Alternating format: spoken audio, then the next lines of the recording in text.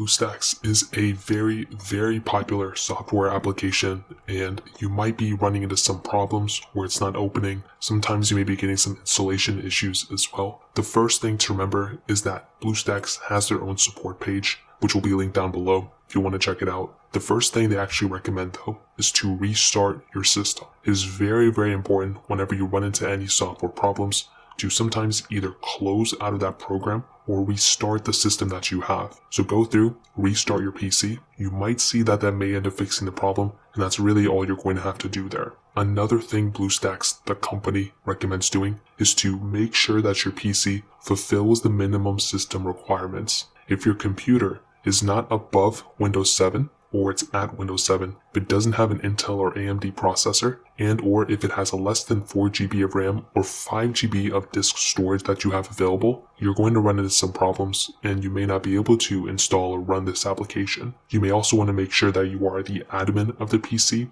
as well as making sure your PC is fairly up to date. If it is very outdated, it's not going to run. So remember that. Another thing they recommend, making sure you do not have an antivirus program on your PC. If you do, that's great, but just whitelist Bluestacks. If it is not whitelisted, you will run into the problem where your PC is not going to be able to install Bluestacks and or it's not going to be able to run it. So even if you're able to open it a couple times, it just takes one update from your antivirus program to break these types of apps. So just make sure you whitelist Bluestacks, and that might end up fixing the problem too. Finally, they recommend again to restart your PC, restart Bluestacks, and it'll probably end up fixing itself. Let me know if any of these things worked for you.